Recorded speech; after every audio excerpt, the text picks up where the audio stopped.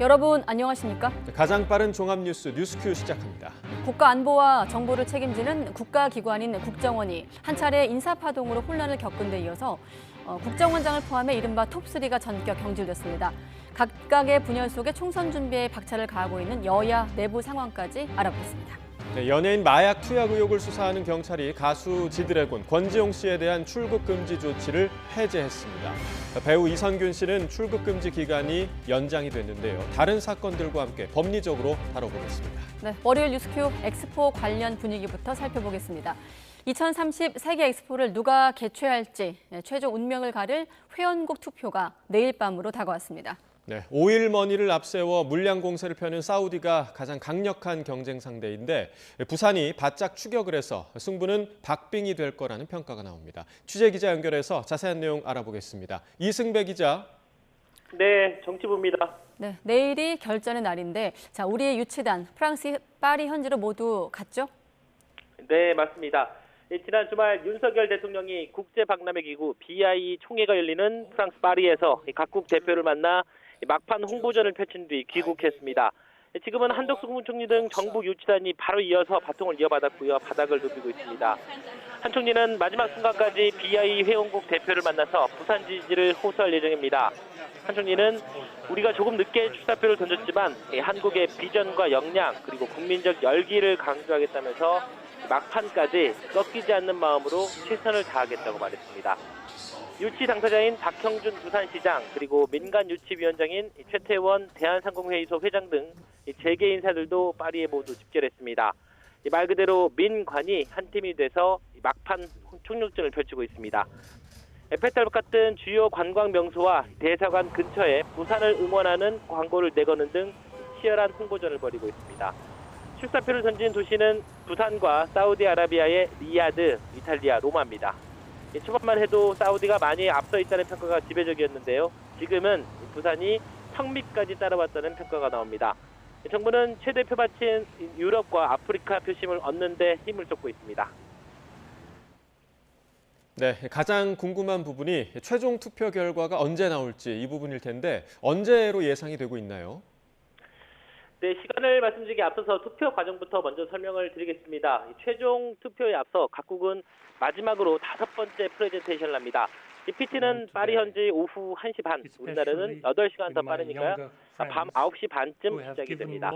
한 나라당 20분씩 시간이 주어집니다. 우리나라는 국제사회의 상징성을 갖는 반기문 전 유엔 사무총장 등이 연사로 나서는 것으로 전해졌습니다. 세 나라 PT가 모두 끝난 뒤에 바로 투표를 합니다. 1차 투표에서 전체 회원국 182개 나라 3분의 2, 그러니까 122표 이상을 얻어야 유치가 확정됩니다. 만약 넘지 않으면 꼴등을 뺀 나머지 국가끼리 2차 투표를 진행합니다. 2차에서 표를 더 많이 얻는 쪽이 최종 유치국이 됩니다. 전자투표 방식이라서 1차와 2차 두 번 투표를 한다고 해도 시간이 채 20분이 안 걸립니다. 하지만 이 PT 일정이 늦어질 수가 있고요. 이번 총회에서 다른 안건도 처리를 해야 하기 때문에 우리 시각으로 자정에서 새벽 1시 사이가 될 가능성이 큽니다. 우리 정부는 2차 투표까지만 가면 충분히 승산이 있을 것으로 보고 있습니다. 이탈리아 표를 흡수하고 우리의 경제발전 노하우를 전수해주겠다는 명분 그리고 스토리텔링으로 키맨인 아프리카 표까지 얻는다면 역전 드라마를 쓸 수도 있을 거라고 보고 있습니다. 또 사우디 빈살만 왕세자가 최근 이스라엘과 전쟁 중인 팔레스타인을 지지한다는 입장을 밝히면서 유럽표 일부도 우리 측에 쏠릴 수 있다는 분석도 있습니다. 여기에 사우디가 2034년 월드컵을 유치하면서 월드컵의 엑스포까지 독식하면 안 된다는 견제 여론이 형성될 수가 있어서 초박빙 대결이 될 거라는 전망이 나오고 있습니다. 지금까지 정치부에서 YTN 이승배입니다. 네, 윤석열 대통령은 어제 유럽 순방을 마치고 귀국하자마자 인사파동 등의 책임을 물어 국정원 수뇌부를 교체했습니다. 국정원을 신호탄으로 다음 주 대통령실 개편에 이어서 대규모 개각까지 앞으로 2주는 인사의 시간이 될 것으로 보입니다. 취재 기자 연결합니다. 조은지 기자. 네, 용산 대통령실입니다. 네, 어떤 측면에선 예고된 상황이기도 하고 또 어떻게 보면 전격적이기도 한데 아무튼 국정원 수뇌부 교체, 경질 성격이 강한 겁니까? 네, 한날 한시에 후임 국정원장도 없이 수뇌부가 물갈이 됐습니다. 사표 형식을 빌렸지만 사실상 경질입니다. 윤석열 대통령은 유럽 순방에서 돌아온 어제 귀국 9시간 만에 김규현 국가정보원장의 사표를 수리 발표했습니다. 해외 파트 권춘택 1차장과 북한 담당 김수현 2차장도 동시에 교체했습니다. 1차장에 홍장원 전 영국공사를 임명해 당분간 국정원장 직무 대행을 맡기고 2차장에는 황원진 전 북한 정보국장을 낙점했습니다. 2명 모두 북한 통으로 분류되는 인사들입니다. 국정원은 그동안 인사를 둘러싼 잡음이 끊이질 않았습니다. 윤 대통령 최측근으로 통했던 검사 출신 조상준 전 기조실장이 임명 4개월 만에 돌연 사퇴한 걸 신호탄으로 지난 6월엔 윤 대통령이 제거한 인사가 닷새 만에 철회된 일도 있었습니다. 신구 권력 충돌설에 실세의 인사 전횡 의혹 등이 불거졌지만 윤 대통령은 당시 김규현 원장을 재신임했습니다. 적어도 연말까지는 지켜보겠다는 입장이었지만 조직과 인사를 둘러싼 잡음이 계속 이어지고 보도를 통해 이게 거듭 노출되면서 윤 대통령은 순방 기간 수뇌부 교체를 결단한 걸로 전해졌습니다. 북한 정찰위성 발사와 9.19 파기 선언, 또 내년 미국 대선과 중동 분쟁 등 한반도 긴장감이 고조되는 상황도 이런 극약 처방에 일부 영향을 미친 걸로 보이는데요. 대통령실은 국정원을 당분간 용산 직할체제로 두고 고강도 쇄신을 통해 정보기관 본령에 충실하도록 재정비한다는 방침입니다. 후임에는 이명박 박근혜 정부에서 국방장관과 국가안보실장을 역임한 김관진 전 장관 등 군 출신 외부 인사들이 거론되고 있습니다. 국정원장은 국회 인사청문회가 필요한 자리라서 내부 인사검증 절차에 돌입했다고 해도 당분간 공석은 불가피해 보입니다. 네, 국정원을 신호탄으로 총선용 개각이 시작됐다. 이렇게 봐야겠죠. 네, 윤 대통령이 다음 달 11일 네덜란드 출장을 떠나기 전까지 앞으로 2주가 인사의 시간이 될 걸로 보입니다. 대통령실 개편과 총선용 개각이 순차적으로 진행될 걸로 관측됩니다. 먼저 대통령실에서는 현재 수석 6자리 가운데 이관섭 국정기획수석을 제외한 5자리가 바뀔 예정입니다. 시민사회 강승규, 홍보 김은혜, 사회 안상훈 수석의 경우 총선 출마를 염두에 두고 있고요. 최상목 경제수석은 총선에 나서는 추경호 경제부총리 후임이 유력하고 이진복 정무수석은 차기 한국거래소 이사장 하마평에 올라 있습니다. 이들이 다음 주에 떠나고 대통령실 2기가 꾸려질 예정입니다. 용산 개편에 이어 개각은 국회 예산안 심사가 마무리되는 다음 주부터 역시 본격화할 텐데요. 총선용 개각인 만큼 출마자를 비롯해서 19개 부처 가운데 절반 정도는 간판을 바꾸는 대규모 개각이 될 거라는 관측도 나옵니다. 관심이 쏠린 한동훈 법무장관의 사퇴 시점이 아직 변수지만 기획재정부 추경호, 국토교통부 원희룡, 국가보훈부 박민식 장관 등 정치인 출신은 후임자 검증이 마무리 단계입니다.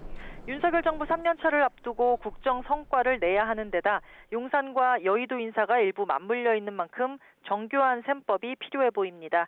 지금까지 용산 대통령실에서 YTN 조은지입니다. 윤석열 대통령이 우리나라가 저성장의 늪에서 빠져나와 새롭게 도약하기 위해서는 세계 최고 수준의 혁신적이고 도전적인 연구에 투자해 성장과 번영을 앞당겨야 한다고 밝혔습니다. 윤 대통령은 오늘 용산 대통령실에서 국가과학기술자문회의 위원들과 오찬 간담회를 열고 R&D 혁신 방향에 대해 의견을 나누며 이같이 말했습니다. 윤 대통령은 지난주 영국 왕립학회에서 최고 석학들과 만나 국가 R&D 재정은 민간과 시장이 투자하기 어려운 기초 원천 기술과 차세대 기술에 중점 사용해야 하고 미래 세대 역량을 키워야 한다고 확신하게 됐다고 소개했습니다. 네, 국민의힘이 내년 총선을 앞두고 전국 당원협의회 위원장들이 그동안 지역 조직을 잘 관리했는지 당무감사 결과를 발표합니다. 총선 공천 심사 과정에서 중요한 지표가 될 수 있는 만큼 대대적인 현역 의원 물갈이로 이어질지 주목됩니다. 국회에 연결하겠습니다. 나혜인 기자. 네, 국회입니다. 네, 국민의힘 당무감사위원회 마지막 회의가 잠시 뒤에 시작을 하는 겁니까? 네, 오후 5시부터 국민의힘 중앙당사에서 시작됩니다. 2020년 이후 3년 만에 진행된 이번 정기 당무감사는 전국 253개 당협위원회 가운데 위원장이 공석인 4고 당협을 제외하고 204곳이 대상입니다. 현역 의원들이 다수 포진한 당협위원장들의 지역관리 성적표는 내년 총선 공천심사에서 주요 기준 가운데 하나가 될 전망이라 관심이 쏠리고 있습니다.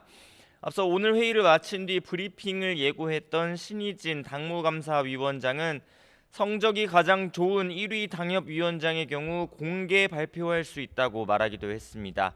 미리 취재를 해보니 현역 의원 중에는 서울 송파 의리 지역구인 배현진 의원이 가장 좋은 평가를 받았고 원외에서는 서울 동작을 당협위원장인 나경원 전 의원이 1위를 차지한 것으로 파악됐습니다.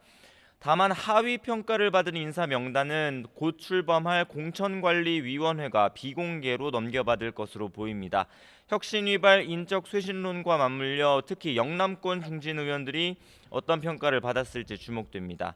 인요한 혁신위원장은 여권 핵심 인사들의 용퇴론을 둘러싸고 당 지도부와 신경전을 이어가고 있습니다. 주말 원희룡 국토교통부 장관을 만나 내년 총선에서 당을 위한 헌신에 앞장서겠다는 답을 끌어내는 등 압박 수위를 높이고 있습니다. 이와 별도로 오늘 오전에는 부산이 지역구인 삼선 하태경 의원이 내년 서울 종로에 출마하겠다고 선언을 했습니다. 영남 지역 중진의 서울 출마 선언에 김기현 대표는 별다른 반응을 보이지 않았는데 일단 정치인의 거취는 때가 되면 스스로 결단할 일이라는 입장을 고수하고 있습니다. 하태경 의원님 종로 출마하신 거에 상당히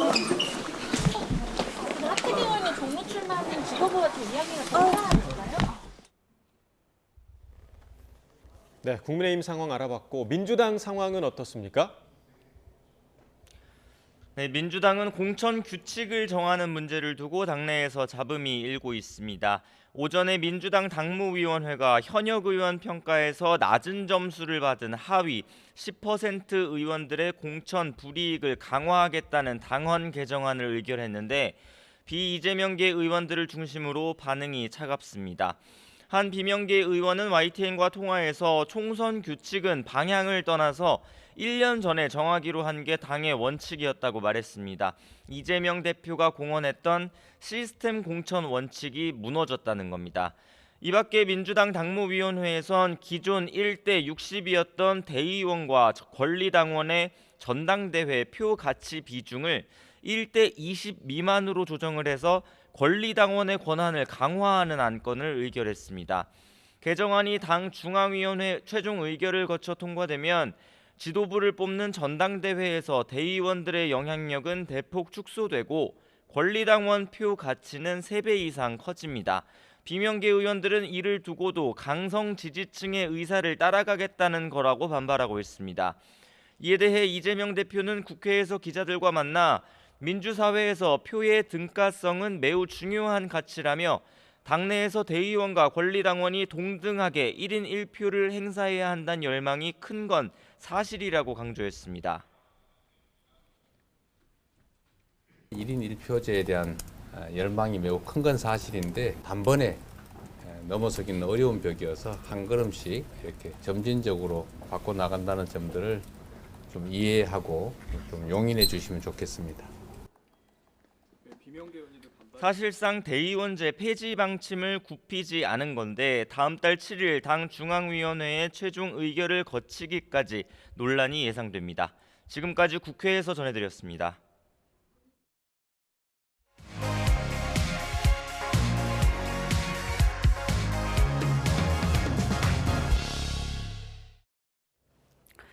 네, 윤석열 대통령이 귀국 직후 국정원 수뇌부를 전격적으로 교체했습니다. 여러 차례 불거진 인사 잡음 때문이라는 분석이 나오고 있습니다. 또 여야 모두 내년 총선 준비에 박차를 가하고 있는 가운데 당내 잡음도 불거지고 있습니다. 이런 내용 포함한 정치권 주요 현안들, 오늘은 정연국 전 청와대 대변인, 또 김현정 민주당 당대표 언론특보 두 분과 함께하겠습니다. 안녕하십니까? 안녕하세요. 네, 안녕하십니까? 먼저 국정원 수뇌부 전원 교체, 사실 한 예고편이 좀 있었기 때문에 예측됐던 부분이기도 합니다만 사실 이렇게 수뇌부 전격 교체는 좀 이례적이긴 합니다. 매우 이례적이죠. 그동안 없었던 모습인데 사실 김규현 원장이 부임하면서부터 계속해서 인사 갈등이 있어 왔습니다. 김규현 원장이 가면서 그동안 이제 국정원의 그동안의 이제 내부 조직을 좀 정비하면서 네. 강화를 하려고 했던 것인데 가자마자 1급 고위 직원들을 모두 다 이제 대기시키면서 그 절반을 사실 집으로 보낸 귀가시킨 그런 사례가 있었는데 그때부터 계속 이제 갈등이 있어 왔던 것이죠. 네. 아시다시피 지난 6월에도 그런 갈등 속에서 인사를 했는데도 불구하고 그게 이제 대통령 재가까지 받은 그런 인사가 다시 번복되는 그런 사태도 일어났습니다. 사실 그래서 이 국정 내에서 계속해서 이런 인사 갈등이 불거진 상황이 있기 때문에 대통령으로 봤을 때는 이번에는 좀 정리를 해야 될 수밖에 없는 그런 상황이었다. 그러나 제가 보기에는 어느 한쪽의 계파의 편을 들었다는 것은 아닌 것 같습니다. 네. 양쪽 다 잘못된 부분들이 있고 하기 때문에 어느 한쪽을 편을 든다기보다도 징계를 통해서 정리를 하고 새로운 국정원의 체제를 구축하겠다 이런 의지로 보여집니다. 네, 사실 앞서 말씀드린 대로 국가 안보 또 정보를 다루는 국가기관의 어떤 내부 어떤 파동을 계속 이렇게 알려진다는 게 외부로 유출된다는 게 좀 조심스럽기도 한데 아무튼 지난 시간들을 좀 정리한 일지가 있거든요. 이번 사태 어떻게 보십니까? 이게 사실은 윤석열 정부 들어가지고 국정원의 1급, 네. 그 1급 국장들을 전부 대기 발령시켰잖아요. 그리고 2, 3급들도 전부 다 그 인사 조치하면서 또 100여 명을 대기 발령하는. 그래서 내부에서 인사 관련된 갈등들이 이제 내재돼 있었던 것이죠. 그런 것들이 지금 반복적으로 그런 내부의 인사 자범들이 외부에 유출되는 그런 현상들이 이제 발생하고 있는 건데 네. 이제 문제는 무엇이냐면 지금 현재 그 얼마 전에 북한에서 군 정찰위성을 발사했잖아요. 그래서 되게 안보 상황이 위기 상황인데 그래서 네. 우리 정부에서도 9.19 합의에 대해서 일부 효력을 정지시키는 초강수 조치를 지금 취한 것 아닙니까? 그런 안보 위기 상황에서 이렇게 정보 수장을 이렇게 공석으로 두는 조치를 하는 것은 안보 공백이 결국은 또 이 국정원이라는 정보 기관의 수장의 공백이 안보 공백으로 이어질 수 있는 이런 위기들을 왜 스스로 자초하는지 그 이유를 잘 모르겠다. 이 지적은 하지 않을 수 없습니다. 네. 아무튼 확인된 내용은 인사 잡음이 그동안 있어서 이번에 대통령이 귀국 직후에 수뇌부를 전격 교체했다라는 건데 자, 이번 사안의 어떤 본질은 두 분 어떻게 보시는지 한번 질문 드리겠습니다. 일단 야당 같은 경우는 이번 일을 두고 무리한 국정원 장악 시도가 원인이 아닌가라고 지적을 하고 있거든요. 무리한 국정원 장악 시도라고는 전혀 생각하지 않습니다.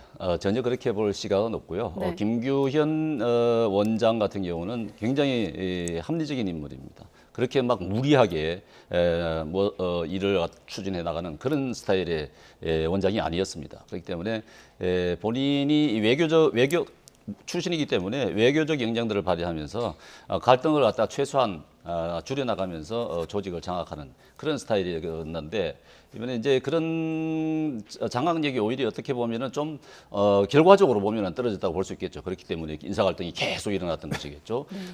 이제 김기현 원장 같은 경우는 외교부 출신이고, 근데 차장들 같은 경우는 모두 이제 국정원 내부 출신이고 하다 보니까 이런 인사 갈등이 생길 수밖에 없는 그런 구조를 갖고 있기는 합니다만은 그런 구조를 문말을 잘 하고 했었어야 되는데 김기현 원장 같은 경우에 그런 리더십이 조금 결과적으로 좀 부족했던 부분이 있어갖고 그래서 갈등이 계속 노출될 수밖에 없었다. 그런 부분들이 노출이 돼서 밖으로 흘러나오는 그 자체도 문제입니다. 사실은 지금까지 그런 사례가 없었거든요. 그런데 이게 이제 지난 6월달에 발생한 일이잖아요. 네. 그런데 벌써 반년이 지난 이후에 이제 와서 책임을 묻는다는 것, 시기적인 측면에서의 좀 의혹을 제기할 수밖에 없는 그런 지점이 좀 있고요. 그 1차장 같은 경우에는 기업들의 그 주식 그 주가 조작과 관련된 그 비리에 연루됐다는 첩보가 대통령실에 들어갔고 또 그중에 일부가 사실로 확인됐다 뭐 이런 얘기들도 있고 또 말씀하신 것처럼 인사자금이 계속 반복적으로 외부에 유출되는 것들이 종합적으로 있다라고 하는데 저희가 상식적으로 봤을 때 그렇지 않습니까? 그러니까 이게 상식대로 1차장과 2차장이 문제가 있다고 하면 먼저 그분들을 감찰을 통해서 그 원인을 규명하고 그 책임을 묻게 하는 것이 순서인 것이죠. 그리고 당연히 빨리 안보 공백 상태를 최소화시키기 위해서는 국정원장을 먼저 임명한 다음에 그동안 그래 왔지 않습니까? 국정원장과 대통령실이 논의해서 1차장과 2차장을 임명하는 수순이 네. 그동안 해왔던 그런 관례적인 거고 그게 상식적인 절차인데도 불구하고 국정원장을 공백 상태로 둔 상태에서 1차장, 2차장을 동시에 다 그 형식은 사퇴 형식을 갖췄지만 실질적으로 경질시킨 이런 조치들을 했단 말이죠. 네. 이것은 결국은 국정원을 우리 윤석열 정부에서 장악하려는 그런 의도 아니냐라고 읽힐 수밖에 없는 대목이다 이 말씀을 드립니다. 네, 인사청문회가 필요한 자리이기 때문에 아무리 내부 검증 절차 돌입했다고 해도 당분간 공석이 불가피해 보이는 건 사실이지 않습니까? 그렇습니다. 네. 지금 하마평에 오르는 분들이 있습니다만은 인사청문회를 해야 되기 때문에 당분간은 공백 상태가 유지될 수밖에 없을 텐데 네. 최소한으로 해야 되겠죠.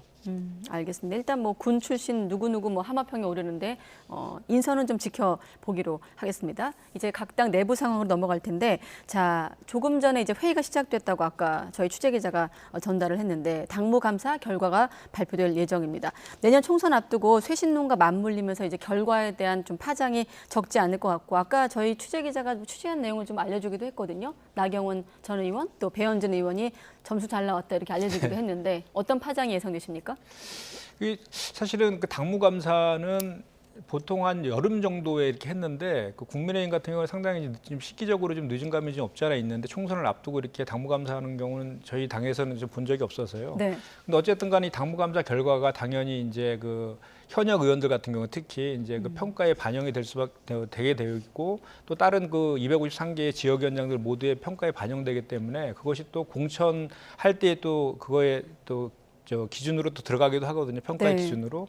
그래서 이 당무감사 결과가 어떻게 나오느냐에 따라서 253개 지역위원장들은 되게 그 뭐랄까 이렇게 시비가 대단히 엇갈릴 것 같다 이런 생각이 듭니다. 네, 일단 하위 평가자는 비공개로 공관위로 넘기겠다까지 알려지고 있는데 중진대 성적이 좀 주목되는 거 아니겠습니까? 그렇습니다. 하위 평가자 20%는 공천에서 배제하겠다고 하는 것이 이제 저희 당의 공천기획단의 발표였거든요. 네. 근데 그 20% 플러스 알파 30%까지도 생각하고 있다 이렇게 얘기를 했습니다. 네.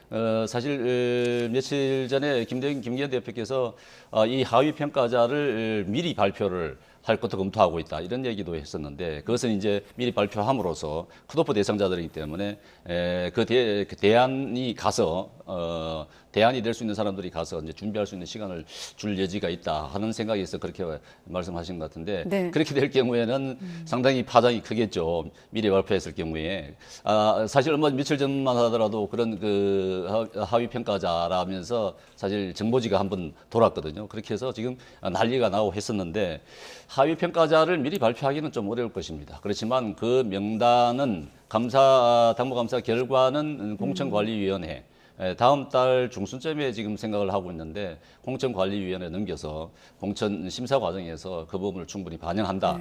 지금 이렇게 돼 있는 상황입니다. 네, 아마 오늘 발표 내용을 인유한 혁신위원장도 주목을 하고 있을 텐데 오늘 그보다는 인유한 위원장과 또 이준석 전 대표를 향한 부모의 잘못 이 발언 때문에 좀 시끌시끌합니다. 뭐 여러 워딩이 있더라고요. 슈퍼 K 꼰대, 뭐 동양의 예절, 뭐 여러 가지 얘기가 나오고 있는데 일단 이런 지금 일련의 과정에서 나온 발언 어떻게 좀 평가하십니까? 인유한 혁신위원장이 혁신대상 1호로 바뀐 것 같아요. 이게 혁신위가 시작은 되게 창대했는데 끝이 되게 안 좋은 것 같습니다. 이렇게 혁신위의 동력도 많이 떨어질 것 같다는 걸 좀 생각이 되는데 이준석 전 대표가 나이가 이제 40이잖아요. 40 먹고 당대표까지 한 사람한테 준석아라고 표현하는 것도 그렇고 이준석 대표를 비판하는 과정에서 부모까지 끌고 와서 비판한 것은 그 뭐 정말 패드립이라고 하잖아요. 네. 그 선을 넘었다 이렇게 봅니다. 그래서 얼마 전에 우리 최강욱 전 의원에 대한 그 여성 비하 발언에 대해서 국민의힘에서 정말로 비판을 많이 했고 우리 당에서도 비상 징계까지 했지 않습니까? 이것도 어떻게 보면 부모 비하 발언일 수 있기 때문에 이거에 대해서 이미 당에서도 그에 상응한 조치가 좀 필요하다 저는 그렇게 생각합니다. 왜냐하면 인유한 혁신위원장 같은 건 그전에도 윤석열 대통령을 나라님이라고 표현하면서 윤석열 대통령에게 쓴소리하는 것은 월권이다. 라고 하면서 계속해서 이런 지금 현재 상황과 봉건 군주 시대에 사는 듯한 그런 발언들을 계속해서 해왔는데 이번 발언 같은 경우는 정말 그 선을 좀 넘어서 어떻게든 당에서는 이준석 전 대표를 끌어들이려고 했던 그런 그 노력들이 다 물거품으로 돌아간 그런 게 된 것 같습니다. 대체로 여야를 불문하고 선을 넘었다, 불필요한 발언이었다는 게 평가인데 조금 다른 톤으로 말한 인물도 있었거든요. 자, 이준석 전 대표 발언과 함께 그 발언까지 함께 들어보시고 또 정영국 전 의원 얘기를 들어보도록 하겠습니다. 아니 나이 40 먹어가지고 당 대표를 지냈던 정치인한테 준석이라고 당 행사 가서 지칭한다는 것 자체가 어디서 배워먹은 건지 모르겠고, 두 번째로는 저는 정치 12년 동안 하면서 제가 논쟁을 벌인 상태도 많고 그리고 뭐 여러 가지 일로 날선 그런 대화를 주고받은 사람도 많지만은 부모 끌어들여가지고 남 욕하는 건 본 적이 없습니다. 그러니까 소위 이제 젊은 사람들이 이런 걸 패드립이라 그러는데 패드립이 혁신이냐. 부모님을 끌어들이게 되는 건 적절치가 않죠. 근데 이준석 전 대표가 해왔던 동양적 예의에 관한 문제는 그 당연히 짚을 수 있는 일이라고 봅니다. 아마 정치를 함께 해보신 분이라면 누구나 다 이 전 대표에 대한 동양적 예의에 관한 문제를 짚는 것 같고요. 네, 바로 이 김병민 최고위원이 말한 동양적 예의에 관한 이 단어가 좀 눈에 띄어서 한번 준비해봤거든요. 지금 말씀하신 내용 가운데서 인요한 위원장의 부모 발언을 최강욱 전 의원의 발언과 비교를 해서 그 정도로 발언 같으면은 당에서 뭐 조치를 해야 된다는 그 정도는 그와 비교하는 거는 영 얼토당토 않고요. 말하자면은 윤여한 위원장 말씀은 뭐 어떻게 보면은 좋은 의미로 긍정적으로 받아들인다 그러면은 우리 기성세대 사람들이 젊은 사람들을 교육을 잘못해서 그런 것이 아니냐 이렇게 해석도 할 수 있는 부분이거든요. 근데 그렇게 날선 비판을 할 필요는 없을 것 같고요. 더군다나 이제 이준석 대표도 패드립이라고 그러면서 폐륜까지 얘기하는데 이 정도 말씀 가지고 폐륜이라고 말하기는 어려운 것이고 애정어린 충고다. 사랑이 넘쳐서 그렇다. 그렇게 볼 수도 있는 것입니다. 인요한 위원장의 발언이 발언으로 볼 필요는 없을 애정이 것 같아요. 포함된 발언이다. 네, 정전 대변인께서는 아까 근데 그 최강욱 전 의원 발언과 맞물려 보는 것은 좀 얼토당토하지 않다고 하셨는데 거기에 대한 반박을 한번 그렇게 해서는 안 되고요. 지금처럼 말씀하신 그런 인식이 국민의힘이 총선에서 패배하는 큰 원인 중에 하나로 작용할 수도 있어요. 왜냐하면 이건 공사는 구별해야 되는 것 아니겠습니까? 아니 어떻게 애정 표현을 패드립으로 하는 게 어디 있습니까? 그 말도 안 되는 얘기고 잘못된 것은 깨끗하게 그냥 사과하고 조치할 게 있으면 조치하는 게 낫지. 저희가 이렇게 사실 최강욱 전 의원 같은 경우도 발언의 취지를 보면 앞에서 그 본인들이 그 얘기한 그 취지들이 있었어요. 근데 그럼에도 불구하고 국민적 눈높이에서 맞지 않기 때문에 그냥 강한 징계를 한 것이거든요. 이거 인요한 혁신위원장의 발언 또한 그거에 못지 않습니다. 그리고 그 동양적 예의 이런 것들도 공사구별을 하지 못한 발언이죠. 이준석 전 대표가 그동안에 각종 논쟁을 할 때 보면 전 대표로서 공식적으로 논쟁한 것이지 사적으로 뭐 이렇게 얘기한 게 아니거든요. 사적으로 예의를 갖추지 않거나 이런 게 아니에요. 그래서 공사구별을 못하고 이렇게 하는 발언들은 오히려 더 큰 하를 그게 어떻게 최강욱 의원이 여성 비하 발언하고 이게 부모 발언하고 그렇게 비교할 수 있는 정도가 됩니까? 그거는 인식이 잘못되신 겁니다. 그래 잘못된 시각으로 보시는 겁니다. 사안의 경중에 대해서 그 잘못한 거에 대해서는 똑같이 사과하고 조치하는 것이 맞다라는 관점에서 제가 말씀드린 거죠. 부모의 잘못이 큰 것 같다 이렇게 얘기하지 않습니까? 교육을 잘못시키는 것 같다 이렇게 얘기하는데 부모를 끌어들인 물론 인요한 위원장이 부모를 끌어들인 것은 제가 볼 때도 좀 지나친 부분이 있긴 하지만 그걸 폐륜으로까지 엮어간다는 것은 그것은 지나친 주장이시고 그렇게 봐서는 안 됩니다. 제 주장이 아니라 이준석 전 대표가 그렇게 주장하고 있지 않습니까? 네, 그리고 당에서도 걱정을 하고 있고. 두 분 생각은 확실하게 좀 엇갈리고 있는데 아무튼 인요한 혁신위원장 오전에 한국노총 방문 일정이 있었는데 40분 전에 돌연 취소를 했습니다. 자, 그러면 이번 질문은 이 시점 이후 인요한 위원장과 이준석 전 대표의 관계 설정을 한번 예상해 본다면 어떻게 예상할 수 있을까요? 이준석 전 대표와 그 인요한 위원장이요. 계속 손을 내밀까요? 인요한 위원장이? 이제는 그 선을 넘었다고 본인 스스로가 저렇게 얘기하고 있는데 인요한 위원장을 통한 뭐 이렇게 이준석 끌어안기는 물 건너 갔다라고 저는 생각을 하고요.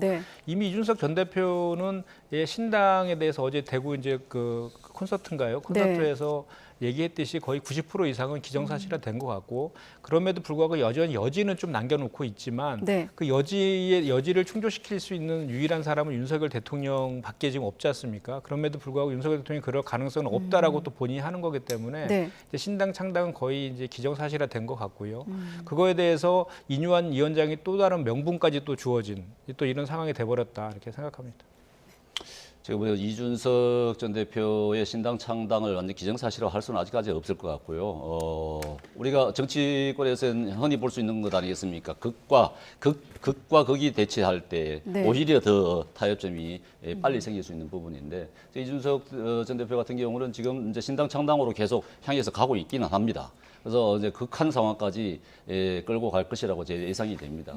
그렇지만은 이 당에 대한 미래는 아직 저는 버리지 않았다고 생각이 되고 그렇게 해서 나중에 나중에 또 합류를 해서 한다 그러면은 더 시너지 효과가 낼 수 있는 부분들이 있기 때문에 아직까지 그 기대를 접기는 이르다. 그렇게 저는 생각합니다. 알겠습니다.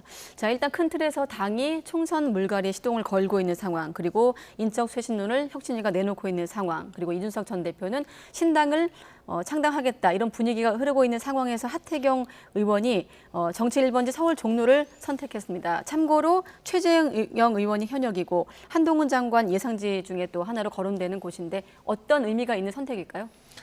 이게 지금은 국민의힘 상황이 약간 좀 무법천지 같아요. 그러니까 당이 중심이 없다 보니까 네. 체계적으로 뭐 논의하고 결정하는 그런 과정들이 전혀 없이 그냥 각자가 자기 의견들을 막 던지고 있지 않습니까? 그러니까 결국 자기 정치하고 있는 거잖아요. 그리고 이뉴한 혁신위가 얘기했듯이 전략공천은 없다라고 하는데 본인이 그럼 뭐 그냥 종로에 출마한다 그러면 출마되는 겁니까? 그것도 아니지 않습니까? 그리고 또 말씀하신 것처럼 거기 지금 현재 최재형 의원이 있는 지역구이기도 하고요. 그래서 이런 것들 특히 종로 같은 경우에는 뭐 각종 언론이라든지 또는 여당에서도 상당히 상징적이 있는 지역이기 때문에 뭐 한동훈 장관의 출마설 이런 얘기들까지 계속 회자되고 있는 상황 속에서 네. 그 하태경 의원이 출마하겠다 이렇게 선언하고 이런 것들을 보면은 지금 현재 국민의힘 상황이 이렇게 제대로 이렇게 좀 정리가 체계적으로 돌아가지 않고 각자가 각자 도생하는 자기 정치를 하고 있는 그런 모습을 보고 있는 것 같고 저런 것들이 또 좀 하루 이틀 지나면 또 상황이 확 바뀌어가지고 또 상황이 바뀌어져 있는 이런 것들이 너무나 반복적으로 되어 있어서 저게 어느 정도의 그 뭐 사실대로 될지 진정성이 있는지도 사실 잘 모르겠다 이런 생각이 듭니다. 네. 하태경 의원의 종로 출마가 사실 조금 제가 개인적으로 보면 아쉬운 점이 있습니다. 왜 종로냐? 네. 사실 최재형 의원이 있거든요.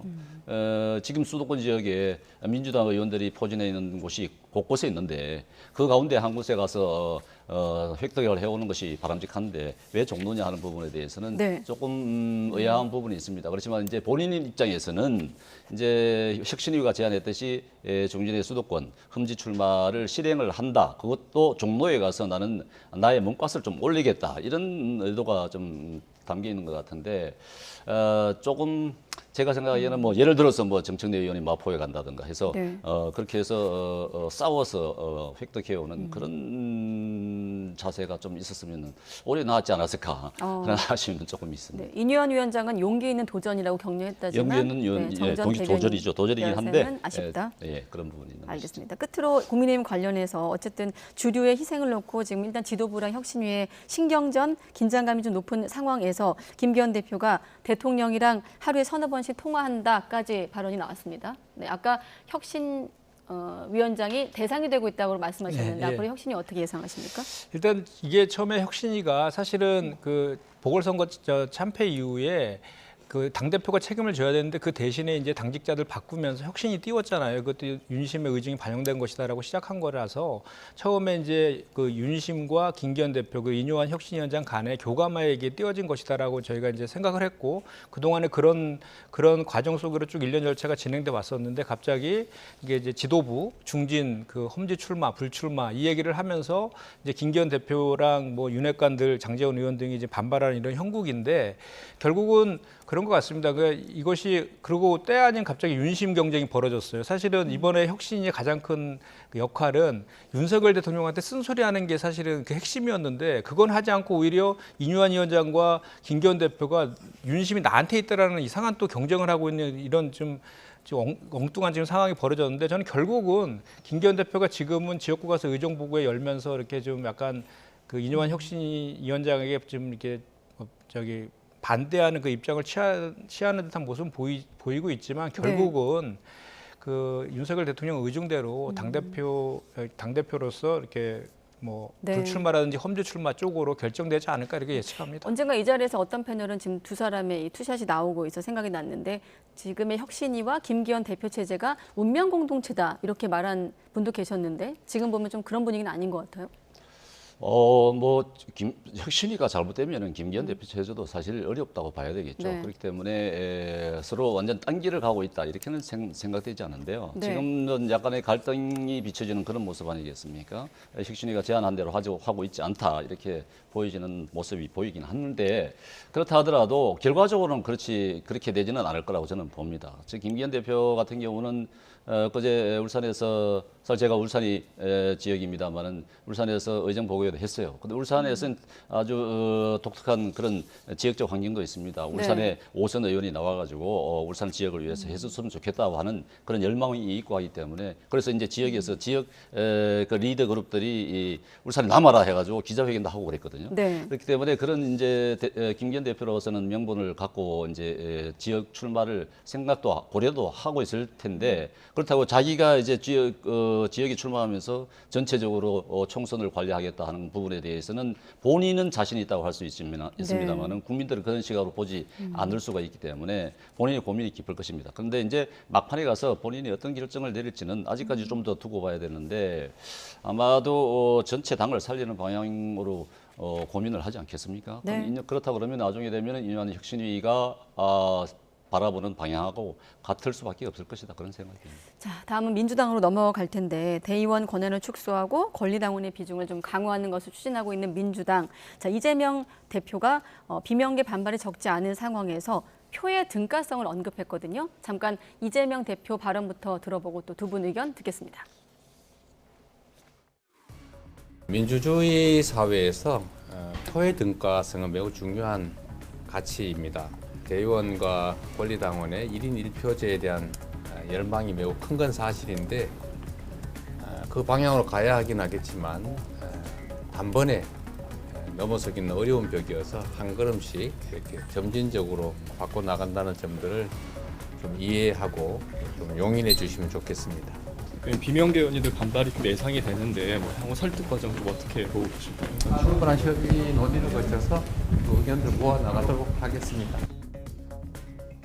네, 대의원제 개편 필요성에 힘을 실은 발언이겠죠? 네. 그렇습니다. 그동안에 항상 당내에서는 우리 대의원이 그동안에 이제 권리당원에 비해서 네. 한 50에서 60표의 그 대표성을 갖고 투표에 임해서 그 문제에 대해서 계속 지적돼 왔었거든요. 그래서 뭐 민주주의 국가에서 사실 1인 1표 안 하는 곳이 사실 없잖아요. 그런데 대의원제가 정확히는 대의원제도를 폐지하는 것이 아니라 표의 등가성 1인 1표제를 하자는 주장들이 계속 있어 왔는데 그럼에도 불구하고 저희가 이제 영남 지역 같은 경우는 민주당 세가 대단히 약하고 당원들이 작기 때문에 그쪽을 영남권을 좀 배려하는 차원에서 대의원 제도를 좀 도왔던 것이 그동안 관행이었거든요.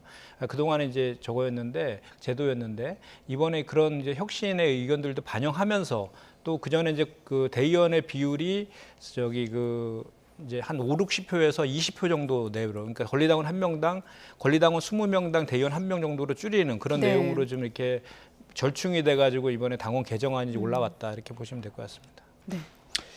지금 민주당의 행보는요, 1인 4당화의 이재명 1인 4당화의 완성이다 이렇게 보면 될 것 같습니다. 사실 지금 국민의힘 같은 경우는 총선 혁신을 어떻게 할 것이냐 이런 부분에 지금 집중을 하고 있는데 지금 대의원제 축소 이거는 사실 내년 8월에 있는 것입니다. 전당대회를 위한 룰을 짜고 있는 것인데 지금 전당대회 룰을 지금 왜 짜느냐?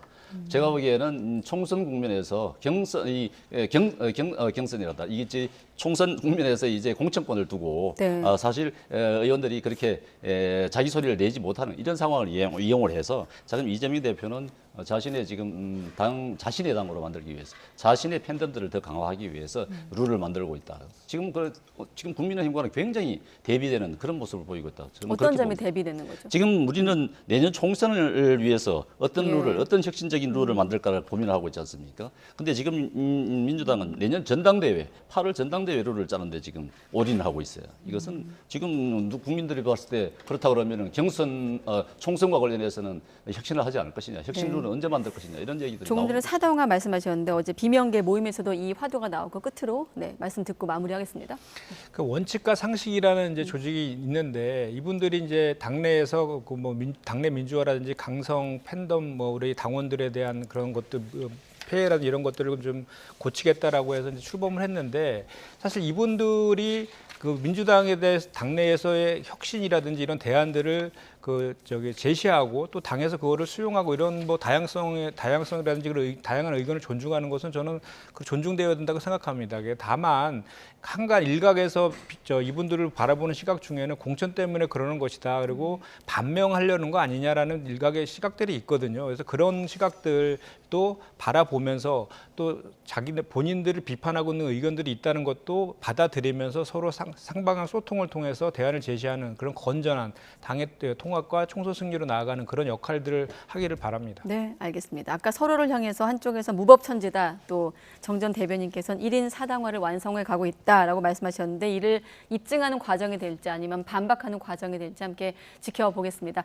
네, 정연국 전 청와대 대변인, 또 김현정 민주당 당대표 언론특보 두 분과 함께했습니다. 고맙습니다. 감사합니다.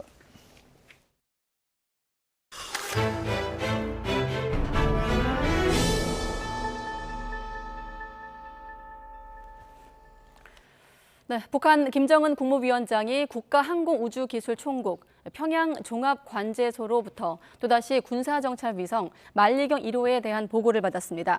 조선중앙통신은 김 위원장이 오늘 오전 관제소로부터 지난 25일부터 사흘간의 정찰위성 운용 준비 상황에 대해 보고받았다고 보도했습니다. 통신은 정찰위성의 세밀 조정 과정이 하루 이틀 정도 앞당겨서 진행되고 있다고 설명을 해 다음 달 1일로 예정된 정찰위성의 임무 착수가 이번 주 중반쯤으로 앞당겨질 가능성도 있어 보입니다. 이어 김 위원장이 오늘 오전 9시 17분 7초 태평양 괌의 앤더슨 미 공군기지를 촬영한 자료를 보고받았고 지난 25일 오후 5시 56분 28초 이탈리아 로마를 촬영한 자료와 기타 지역들을 시험 촬영한 자료들도 구체적으로 보고받았다고 덧붙이기도 했습니다. 네, 그런가 하면 북한이 9.19 남북 군사합의에 따라 파괴했던 최전방 지역 감시초소에 시설물을 다시 세우고 병력과 중화기를 투입하는 정황이 포착되기도 했습니다.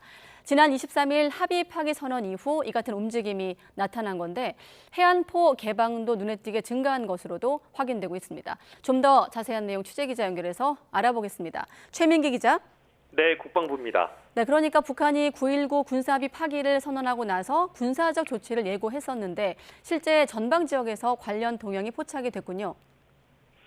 네, 맞습니다. 북한이 기존에 파괴했던 지피, 감시초소 자리에 감시소를 다시 설치하는 정황이 우리 군에 포착됐습니다. 우리 군 당국이 최근 지상 열상 장비 등으로 촬영한 북한군의 동향사진을 공개한 건데요. 북한군이 경계호를 새로 구축한 모습이 확인됐고 이곳에 중화기인 무반동총을 가지고 들어가는 장면도 확인됐습니다. 이곳에서 북한 장면이 야간 경계 근무를 서는 모습도 식별이 됐는데요. 후사면 쪽으로는 막사가 세워진 것도 관측이 됐습니다. 이같이 북한군이 감시초소에 병력과 화기를 투입한 정황은 9.19 합의를 파기하겠다고 선언한 지난 23일 다음 날인 24일부터 포착이 됐습니다. 우리 측 합의 효력정지 방침에 대한 맞대응 차원으로 9.19 합의 파기를 선언한 이후 1년의 수순을 진행하는 것으로 풀이됩니다. 다만 북한군이 9.19 합의 이전 수준으로 설치문을 복원할지는 지켜봐야 할 것으로 보입니다. 아울러 북한의 서해안 일대 해안포 개방도 이전보다 크게 늘어난 것으로 식별이 됐습니다. 평소 1개소 정도에서 한두 개 포문을 개방했던 것과 비교해서 현재는 2자릿수 이상으로 해안포 개방이 늘어난 것으로 보입니다. 이처럼 군사적 위협 수준이 크게 고조되면서 남북의 우발적 충돌 우려도 커지고 있습니다. 국방부는 북한의 이 같은 행위를 사실상의 9.19 군사합의 파기로 규정짓고 이에 상응하는 대응 조치를 준비하고 있다고 밝혔습니다. 국방부는 오늘 입장문을 통해 북한이 사실관계를 호도하면서 전면 파기를 선언하고 이어 일부 군사 조치에 대한 보건 조치를 감행하고 있다면서 이같이 지적한 건데요. 앞서 남북은 2018년 9.19 군사합의에 따라 비무장지대 내에서 운영 중이던 각각 11개 지피 가운데 10개를 완전 파괴했고 1개는 병력과 장비만 철수하고 원형은 보존해왔습니다. 이에 따라 비무장지대 내 지피는 북측이 160여 개에서 150여 개로 남측은 60여 개에서 50여 개로 줄어들었는데 애초 남북의 지피 숫자가 크게 차이가 나 같은 수만큼 줄이도록 한 합의 내용을 두고 비판이 제기되기도 했습니다. 네, 그리고 북한이 지난주 발사한 정찰위성, 여기에 대한 우리 군의 당국의 평가도 이르면 이번 주에 나온다는 관측이 있었는데 어떻습니까? 네, 우리 군은 북한이 위성 촬영 사진을 공개하지 않은 만큼 실제 성능을 평가하기는 어렵다고 밝혔습니다. 다만 최근 북한이 중요 표적 지역이나 미군 기지 위치를 찍었다고 밝힌 데 대해서는 보여주기식, 선전 목적으로 보인다고 평가했습니다. 실제로는 위성이 궤도에 진입한 지 얼마 되지 않아 안정화 단계를 거치지 못했기 때문에 제대로 된 촬영을 할 수 없을 거란 이유에서입니다. 군 관계자는 위성 촬영 결과를 원하는 수준으로 확보하려면 영상 품질도 보완하고 운용 시험 평가를 거쳐야 하는데 이같이 안정화되기까지 길게는 6개월에서 짧게는 4개월 정도 걸린다고 설명하기도 했습니다. 앞서 1차 발사 때 조악한 해상도였던 북한의 카메라 성능이 몇 달 사이 발전하기란 쉽지 않다고 언급하기도 했는데요. 또 러시아의 기술 지원으로 위성 수준을 끌어올렸을 가능성에 대해서는 러시아가 위성체를 통째로 제공하면 가능할 수도 있지만 북한 발사체, 관제수 소프트웨어에 호환 문제가 남는다며 부정적으로 내다보기도 했습니다. 이와 함께 우리 군은 지난 21일부터 시작한 북한의 정찰위성 발사 잔해물 탐색과 인양 작전도 어제부로 모두 종료했습니다. 합참은 낙하 지점을 파악해 수색 작업을 벌였지만 유의미한 잔해물이 발견되지 않았다고 밝혔습니다. 지금까지 국방부에서 YTN 최민기입니다. 네, 윤석열 대통령이 북한의 동향을 빈틈없이 감시하면서 국민이 안심할 수 있도록 확고한 군사대비 태세를 유지하라고 군 당국에 지시했습니다. 윤 대통령은 순방 이후 첫 공식 일정으로 오늘 오전 신원식 국방부 장관과 김명수 합참의장으로부터 9.19 군사합의 일부 효력정지 조치 이후 북한의 동향을 포함해 안보 상황에 대해 보고를 받았습니다. 네, 홍콩 주식시장과 연계한 투자 상품에서 대규모 손실이 예상되고 있는 가운데 금융감독원이 은행과 증권사 등 주요 판매사에 대한 전수조사에 착수했습니다. 앞서 금감원은 홍콩 H지수 관련 주가 연계증권 ELS 판매 규모가 가장 큰 KB국민은행부터 현장 조사에 착수했는데 다른 판매사 현황도 들여다보기 위해 점검의 범위를 확대했습니다. 이를 통해 금감원은 해당 상품 선정 과정과 함께 직원 교육, 핵심 성과 지표인 KPI 현황 등을 파악할 계획입니다.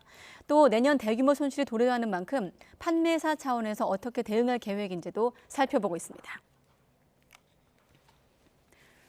그런가 하면 홍콩 H지수 관련 주가 연계증권 ELS를 가장 많이 판매해서 금융감독원의 현장 조사를 받고 있는 KB국민은행은 당시 여러 측면에서 판매가 유리한 상황이었다고 밝혔습니다. KB국민은행은 오늘 보도자료에서 당시 거의 모든 전문가와 증권사가 홍콩 H지수의 긍정적인 전망을 제시했고 저금리가 지속된 상황에서 과거 손실 사례가 없던 지수형 ELS가 투자자들의 인기를 얻었다고 설명했습니다. 이어 은행별 ELS 판매 규모 차이가 발생한 배경에 대해선 지난 2019년 DLF 대규모 손실 사태 이후 금융위원회가 사모펀드와 신탁의 은행 판매를 제한하기로 한 것을 꼽았습니다.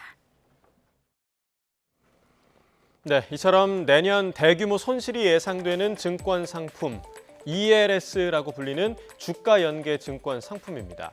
자, 문제가 되는 게 홍콩 H지수를 추종하는 ELS니까 이 지수의 등락에 따라서 수익이나 손실이 결정이 되는 거겠죠. 자, 조금 더 자세히 들여다보면요. ELS는 원금 보장 상품과 원금 비보장 상품으로 나뉘는데요. 이 원금 보장 상품은 보통 보시다시피 위험은 낮지만 수익률이 높지 않은 경우가 대부분이고요. 또 여러 제약이 많습니다. 매력이 좀 떨어지죠. 반면 지금 문제가 되고 있는 이 원금 비보장 상품, 이 원금 보장과는 정반대의 모습이죠. 수익률도 크고요. 또 달성 조건도 그럴싸한데 위험도가 상당히 높은 하이 리스크, 하이 리턴 상품입니다. 자, ELS 상품을 이해하기 위해서는 이렇게 어려운 용어들이 좀 굉장히 많습니다. 자, 이걸 좀 쉽게 얘기를 하자면 만기 때까지 일정한 범위 안에서 지수가 머무르거나 또 이 수익 기준의 조건을 넘기게 되면 원금과 미리 약속한 수익을 지급을 한다는 겁니다. 다만 여기에 이 낙인 베리어, 즉 손실 발생 기준선 밑으로 지수가 한 번이라도 떨어지게 된다면 원금 손실의 위험이 아주 커지는 그런 구조인데요. 이 전문가들도 이 구조를 이해하기 어렵다라는 말을 하곤 하는데 결국 이 부분 때문에 이 홍콩 H지수 ELS 상품 가입자들의 수조 원대 손실이 현실화할 가능성이 커진 겁니다. 자, 그럼 홍콩 H지수 흐름이 어떤지 봐야겠죠. 자, 보시면 이게 3년 동안의 흐름입니다. ELS 상품의 만기가 보통 3년임을 감안했을 때 문제가 되는 건 지금 가장 고점으로 보이는 저 왼쪽 2021년 초반에 판매된 상품입니다. 자, 3년짜리 상품이니까 내년 2024년 초반이면 만기가 도래하겠죠. 이 손실 기준이 보통 지수 시작점의 40에서 50%로 설정이 되는데요. 자, 지난해 말 이쪽 빨간색으로 표시가 되어 있습니다. 떨어진 지점 보이시죠? 이때 최대 폭락 지수가 4,919포인트였습니다. 5,000이 채 안 되죠. 자, 이때 이 손실 기준선을 넘은 상품 상당히 많을 것으로 보입니다. 자, 여기서 유일하게 희망을 걸어볼 지점은 2024년 만기 전까지 이 홍콩 H지수가 크게 반등하는 건데요. 전망이 밝진 않습니다. 자, 중국 본토 기업들의 주식으로 구성된 홍콩 H지수인데 중국의 경제 상황이 녹록지 않기 때문입니다. 미중 갈등 문제, 중국 부동산 악재, 또 경기 침체 등 반등의 기미가 딱히 보이지 않습니다. 자, 이렇게 위험성이 큰 상품을 충분한 설명 없이 판매하는 불완전 판매에 대한 논란도 덩달아 커질 것으로 보이는데요. 과거 라임과 오티머스 사태 등을 경험하고서도 또다시 이러한 위험에 직면해 있다라는 거죠. 이게 이제 쟁점인데요. 네. 금감원이 전수조사를 해봐야 되는데 은행들이야 뭐 지금 입장에서 고지를 안 했다고 하겠습니까?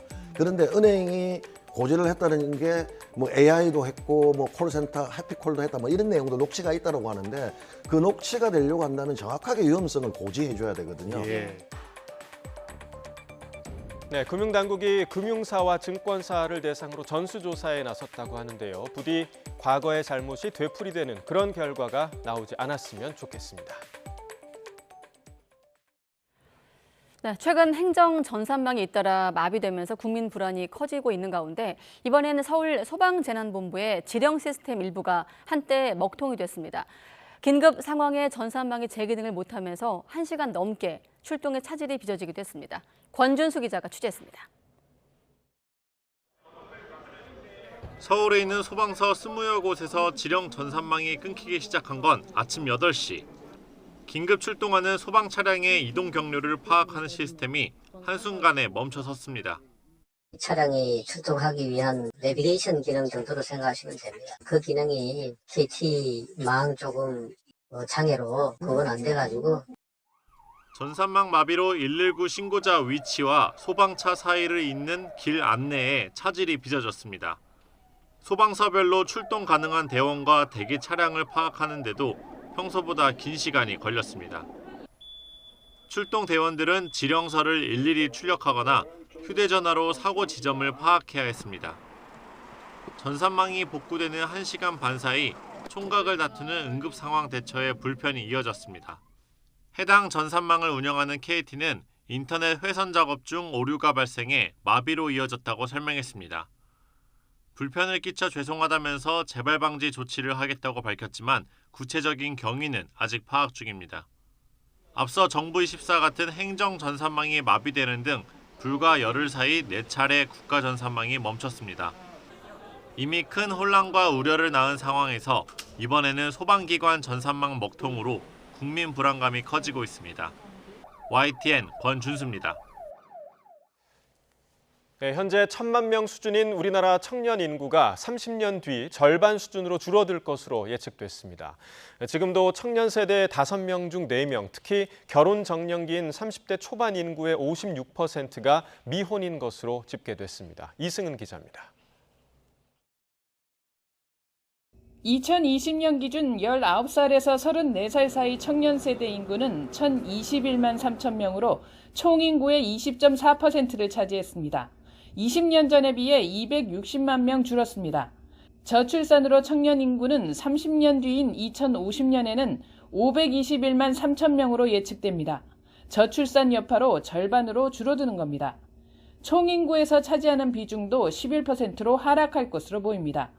청년 세대 중 미혼은 5명 가운데 4명꼴인 81.5%, 숫자로 보면 784만 명입니다. 20년 만에 27%포인트 증가했습니다. 특히 평균 혼인 연령대인 30살에서 34살 사이 미혼 비중이 56.3%에 이르렀습니다. 20년 전 18.7%에서 3배 늘어 다른 연령대보다 빠르게 증가했습니다. 치열한 경쟁 속에 취업도 미래도 불안한 영향입니다. 뭔가 월급이 너무 적다든지 물가는 많이 올랐는데 그것만큼 월급이 좀 마음에 들지 않아서 그런 것 때문에 금액적인 불안감도 있는 것 같고 또 뭐 직장인 평생 다닐 수 없다라는 뭐 그런. 청년 세대 중 대학 이상 졸업자 비중은 53%, 여자가 58.4%, 남자가 47.8%로 여자가 남자보다 높았습니다. 혼자 사는 청년 비중은 20.1%로 20년 전에 비해 3배 늘었습니다. 청년 절반 이상인 54%가 수도권에 살고 있고 비수도권에서 이동한 청년 가운데 77%가 수도권으로 이동해 집중 현상이 계속되고 있습니다. YTN 이승은입니다. 검찰이 이른바 사법농단 혐의로 5년 넘게 1심 재판을 받아온 임종원 전 법원행정처 차장에게 징역 7년을 선고해달라고 재판부에 요청했습니다. 검찰은 오늘 서울중앙지방법원에서 열린 결심 공판에서 임 전 처장이 사법행정권을 남용해 사법제도 신뢰를 무너뜨렸다며 법관에 의한 법 파괴가 일시적이고 예외적 현상이었음이 분명히 입증되길 바란다고 밝혔습니다. 임 전 차장은 2018년 11월 양승태 전 대법원장과 공모해 일제 강제동원 피해자 재판 등 박근혜 정부가 민감하게 여긴 소송에 개입한 혐의 등으로 구속 기소됐습니다. 이른바 고발사주 의혹으로 기소된 손준성 대구고검 차장검사에게 고위공직자범죄수사처가 징역 5년을 구형했습니다. 공수처는 오늘 서울중앙지방법원에서 열린 결심 공판에서 손 검사의 공직선거법 위반 혐의에 징역 3년을, 공무상 비밀 누설과 개인정보보호법 위반 혐의 등의 징역 2년을 각각 선고해달라고 재판부에 요청했습니다. 손 검사는 재판을 마친 뒤 취재진과 만나 구형에 대한 별도 의견은 없다면서 성실히 재판에 임했던 만큼 겸허히 결론을 기다리겠다고 말했습니다.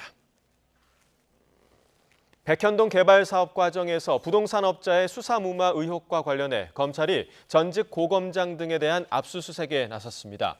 서울중앙지방검찰청은 오늘 변호사법 위반 혐의로 임정혁 전 고검장의 서초동 자택을 압수수색하고 있습니다. 현직 변호사인 곽정기 전 서울경찰청 지능범죄수사대장의 자택도 강제수사 대상에 포함됐습니다. 검찰이 개인 비위 의혹으로 인사조치한 이정섭 검사의 빈자리를 채우는 인사를 단행했습니다. 대검찰청은 오늘 수원지검 2차장 검사의 안병수 대검 마약조직범죄기획관을 직무대리 발령했다고 밝혔습니다. 이런 가운데 검찰은 대검 형사사법정보시스템 킥스 서버를 열람해 이 검사가 업무와 무관한 인물들의 범죄 경력을 조회한 것으로 의심되는 정황을 포착한 것으로 알려졌습니다.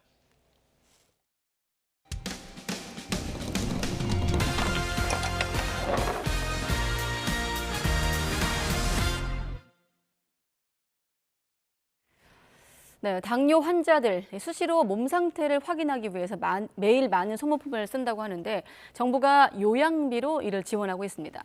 그런데 잠시 해외여행을 나간 사이에 요양비를 신청했다고 돈을 다시 내놓으라는 공단의 결정이 있었습니다. 모르는 환자들도 많다고 하는데 윤태인 기자가 제보는 Y를 통해서 확인해 드리겠습니다. 3살 때부터 일형 당뇨를 알아온 25살 직장인 오모 씨. 최근 국민건강보험공단으로부터 받았던 요양비를 토해내라는 통지를 받고 깜짝 놀랐습니다. 지난해 8월, 일본으로 4박 5일 여행을 하던 도중 요양비를 신청한 게 문제가 된 겁니다. 작년에 해외여행 갔을 때 소모성 재료를 구입했으니 부당급여다. 해외여행 나가 있는 그 기간만큼의 금액을 환수하라는 것도 아니라 이후 180일에 대한 모든 재료비를 다 보내달라고.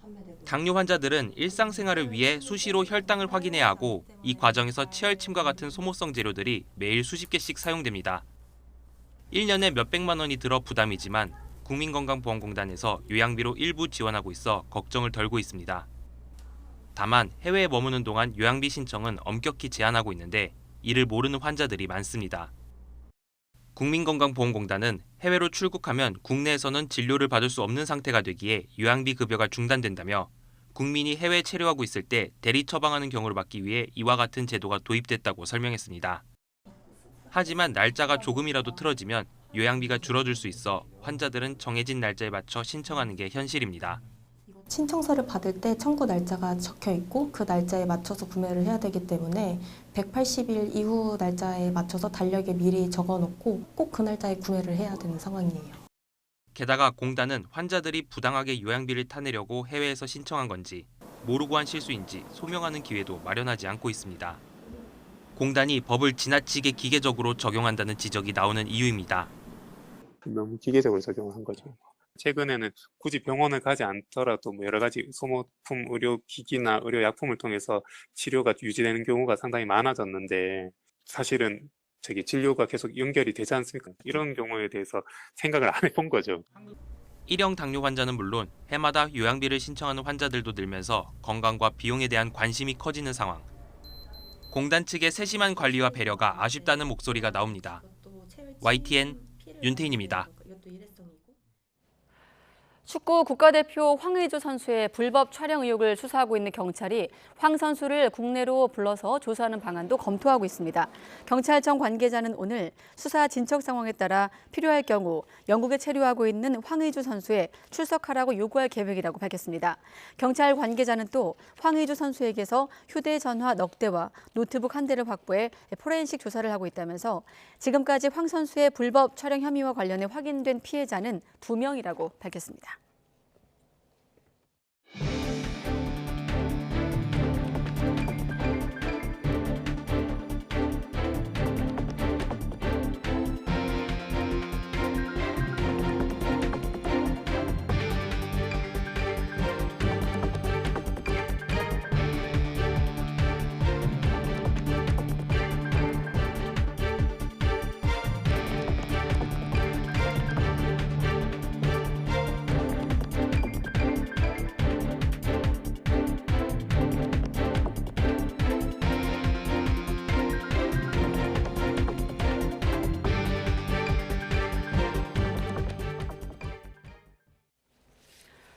네, YTN 뉴스큐 이어가겠습니다. 연예인 마약 투약 의혹을 수사하고 있는 경찰이 가수 지드래곤 권지용 씨에 대한 출국 금지 조치를 해제했습니다. 네, 배우 이선균 씨는 출금 기간이 연장이 됐는데요. 일각에서는 경찰의 무리한 수사에 대한 비판도 나오고 있습니다. 이 내용 포함해서 주요 사건 사고를 김성수 변호사와 함께 다뤄보겠습니다. 어서 오십시오. 안녕하세요. 자, 연예인 마약 의혹 사건이 발생한 지 거의 한 달여 만인 것 같은데, 자, 권지용 씨에 대한 출국 금지 해제 법적으로 어떤 의미인가요? 예, 이게 이제 피해자 같은 경우에 해외로 도주를 할 수가 있지 않습니까? 그렇게 되면은 뭐 증거가 인멸된다든지 이럴 수가 있기 때문에 출국 금지를 하는 경우가 있어요. 네. 그래서 지금 현재 알려진 소식으로는 출국 금지가 이제 권지용 씨 같은 경우에는 25일경에 해제가 된 것 같다라고 하는데, 이게 어떻게 되는 거냐면 법무부에서 출국 금지를 이제 신청을 하면 이제 출국 금지가 되지 않습니까? 네. 이게 한 달 정도씩 기간을 둬요. 그래서 연장을 계속하는 겁니다. 아직 수사 중이다 그럼 연장을 계속하는 것인데, 이 권지용 씨 같은 경우에는 이번에 이제 연장을 하지 않았다 보니까는 해제가 된 것이고, 이에 대해서 이게 지금 수사 중인데 해제를 하는 경우는 사실 흔하지가 않다 보니까는 경찰이 현재 지금 뭐 음성이 나온 결과라든지 이런 것들을 조금 감안해서 이 부분 연장을 하지 않은 것이 아니냐, 이런 의견이 나오고 있는 그런 소식입니다. 네, 그러니까 권지용 씨가 실제로 강하게 좀 부인을 했었잖아요. 그리고 경찰에 출석해서도 당당하게 조사를 받기도 했고, 또 이번 사건에 연루되면서 상당히 피해를 봤다 이렇게 좀 주장을 하고 있는데, 일각에서는 이제 경찰이 너무 무리하게 수사한 거 아니냐 이런 얘기도 나오고 있거든요. 어떻게 보세요? 예, 일단은 이 수사라는 것은 당연히 해야 되는 게 맞는 게 첩보는 있었던 거지 않습니까? 일단 이 실장이라는 여성이 이 권지용 씨가 화장실을 다녀왔는데 행동이 이상했고 이상한 포장지를 봤다. 이렇게 이야기를 해서 그것 때문에 수사에 단초가 된 것인데, 이 부분 일단 내사 단계에 있었고 수사가 진행이 된 건데, 이게 마약을 한 혐의가 있다라는 제보가 있다면, 첩보가 있다면 당연히 이 사람을 불러서 마약 검사를 해보는 것은 당연한 부분이에요. 이걸 경찰에서 임의로 진행을 하지 않는다 그러면 오히려 이게 누군가에겐 특혜가 될 수가 있고 범죄 사실을 덮는 게 될 수가 있기 때문에 당연히 해야 되는 것인데, 여기서 지금 문제가 되는 것은 이 권지용 씨가 내사 단계에서, 수사도 아니고 내사 단계인데 이게 소식이 세간에 알려지고 이에 대해서 지금 뭐 명예적인 훼손이라든지, 또 그리고 이 유명인이지 않습니까? 이 유명인의 이미지에 대한 타격, 이에 대한 금전적 손해, 이런 것들이 발생했기 때문에 이에 대한 부분이 문제가 될 수가 있는 것이지 수사가 무리하다 이렇게 볼 수는 없는 겁니다. 아, 그렇군요. 자, 반대로 이선균 씨는 어떻습니까? 지금 정밀감정의 음성이 나오면서 직접 증거를 좀 확보한 난항을 겪고 있는 상황인데, 또 이선균 씨에 대해서는 출금 기간이 연장이 됐거든요. 혐의 입증과 좀 연결해서 질문드리면 경찰이 어떤 지금 생각을 하고 있는 겁니까? 예, 이게 출금을 해제하지 않는 게 일반적이라고 앞서 말씀을 드렸습니다. 그렇기 때문에 이게 출국 금지를 연장을 했다고 해서 더 뭐 명백한 증거가 나왔다든지 이렇게 볼 수 있는 것은 아니고 네. 아무래도 경찰에서 봤을 때는 그리고 이제 권지용 씨 같은 경우에는 해외 일정이 많을 텐데 지금 보면 해외 일정이 원래 많던 연예인이잖아요. 네. 그렇다 보니까는 출국 금지로 인해서 발생할 수 있는 손해가 더 큰데 이성균 씨는 그에 비하면 아마 해외 일정이 많지 않은 연예인이기 때문에 그런 부분들도 조금은 부담의 그렇군요. 차이가 있었을 것으로 보이고 그리고 지금 현재 이성균 씨 같은 경우에 권지용 씨는 앞서 말씀드린 그 부분이 수사의 단초였고 거의 유일한 증거였던 것처럼 보이는데 지금 이성균 씨는 뭐 핸드폰 포렌식 내용이라든지 뭐 문자 메시지 내용 그리고 녹취록 이런 게 나오지 않습니까? 그렇기 때문에 이런 부분들에 대해서는 당연히 수사를 좀 더 해봐야 된다는 거죠. 그렇기 때문에 출국 금지를 유지를 하는 것이고 경찰에서 일단은 음성 결과가 나왔기 때문에 이 음성 결과를 통해서는 입증할 수가 없겠지만 다른 방법을 통해서 증명할 수 있는 것은 없는 것인지 이 부분을 좀 살펴보는 것으로 보이고 지금 현재 경찰에서 그렇다고 반드시 유죄라고 보고 있는 것도 아닐 거예요. 이게 좀 애매한 부분이 있을 거거든요. 이게 증명이 안 되는 부분들이 있다든지 뭐 이제 진술만 있고 이게 좀 허위로 보이네 이런 것들도 있을 수가 있기 때문에 그런 부분들에 대해서도 좀 종합적으로 판단하고 있는 그런 상황이다 이렇게 보입니다. 네. 오늘 보니까 그 유흥업소 실장 A 씨에게 마약 전달한 혐의를 받는 현직 의사에 대해서 구속 전 피의자 신문이 열렸습니다. 그러니까 현직 의사에 대한 구속 여부에 따라서 향후 수사가 어떻게 진행될지 또 어느 정도의 속도로 진행될지 달라질 것 같아요. 예, 아무래도 일단은 이 실장이 지금 마약을 실제 소지하고 있었느냐 자체도 쟁점이 될 수가 있는 게 소지를 하고 있었어야지 뭐 투약을 누군가 다른 사람한테 할 수 있도록 해준다든지 할 수가 있는 거지 않습니까? 근데 지금 현재 오늘 영장 심사가 낸 이 의사 같은 경우가 지금 혐의를 받고 있는 부분이 이 의사가 이 여성 실장에게 이 마약류를 뭐 일부 제공했다라는 그런 혐의를 받고 있는 것이고 이와 관련해서 이제 지난 9일에 압수수색도 병원에다 압수수색도 했고 이를 이제 근거로 해서 영장을 신청을 한 것으로 보이기 때문에 만약 구속이 된다라고 한다면 법원에서 상당 부분 사실관계가 조금 소명이 됐다고 보는 것이고 그렇다면은 이 약을 일단은 실장에게 제공한 혐의가 어느 정도 인정됐을 가능성이 높아지기 때문에 그렇다면 그에 따라서 뭐 꼭 이성균 씨가 아니라고 하더라도 지금 관계되어 있는 여러 가지 피의자들이 있지 않습니까? 그 피의자들에게 약이 제공됐을 가능성이 조금은 더 높아질 수 있다 이렇게 볼 수 있는 거죠. 자, 그러면 정리해서 이성균 씨에 대한 어떤 혐의 입증과 관련해서 지금 보면 이성균 씨 같은 경우는 마약인지 몰랐다라고 하고 있고 아예 마약 자체가 아닐 수도 있다 이런 주장까지 하고 있는 상황 아니겠습니까? 앞으로 어떻게 될까요?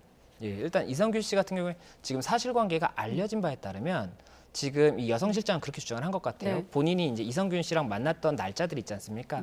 그 날짜들 중에 몇 가지를 특정을 해서 이날 이성균 씨가 뭐 이러한 마약을 했다. 이렇게 지금 주장을 한 것으로 보이는데 그래서 이제 경찰은 그거를 날짜를 특정을 해서 확인을 했겠죠. 이성균 씨한테 이날 만났어요. 만났다면 뭐 마약을 했어요. 이런 걸 물어봤겠죠. 그러면 그런 부분들에 대해서 물어봤을 때 이성균 씨가 무엇이라고 대답을 했는지도 중요한 부분일 것이고 그리고 이에 대해서 뒷받침할 수 있는 증거가 무엇이 있느냐도 중요한 겁니다. 이게 마약 검사가 지금 음성이 나왔기 때문에 그래서 그런 부분들을 뒷받침할 수 있는 명확한 증거가 있다라고 한다면은 그 부분 뭐 특정 일자들에 대해서는 뭐 송치를 해서 검찰에서 다시 한번 좀 보완 수사를 한다든지 이렇게 좀 진행이 될 것으로 보이고 그런 부분이 없다라고 한다면은 뭐 몇 개 일자에 대해서는 뭐 이제 좀 혐의가 없다라고 본다. 아니면 뭐 몇 개 일자 전체 일자에 대해서도 혐의가 조금 있는지 의문이다. 이렇게 될 수도 있는 것이고 지금 이제 이성균 씨는 음성이 나오다 보니까는 당초에는 그렇게 주장을 했었어요. 내가 이 속아서 마약을 한 것이다라고 하는데 이렇게 되면 고의성이 부정될 수가 있어요. 내가 이게 정말 속아서 했다라고 하면 피해자인 것이지 이게 뭔가 범죄를 저지른 게 아니지 않습니까? 다만 이제 뭐 미필적으로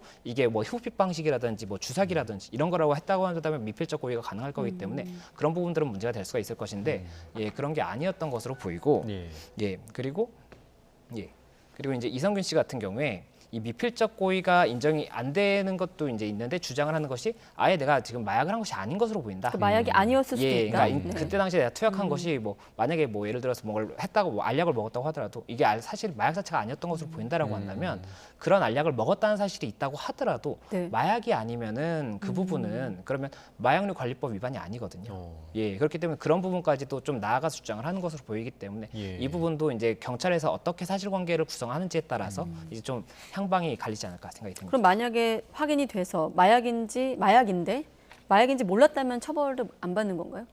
마약이라고 하더라도 마약인지 모르고 정말 내가 이게 미필적인 고의도 없었다라고 한다면 네. 이 부분을 처벌할 수는 없는 것이죠. 오히려 이 부분은 빨리 구해줘야 되는 사람인 것이죠. 마약의 피해자가 될 수가 있으니까. 그래서 그렇기 때문에 좀 달리 볼 수 있는 것 같습니다. 네.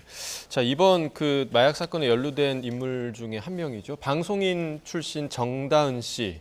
정다은 씨도 검찰에 송치됐다. 이렇게 지금 알려지고 있는데 그렇게 되면 이 마약 관련한 수사가 어느 정도 좀 마무리에 들어갔다. 이렇게 봐도 볼 수 있는 걸까요? 어떻게 봐야 될까요?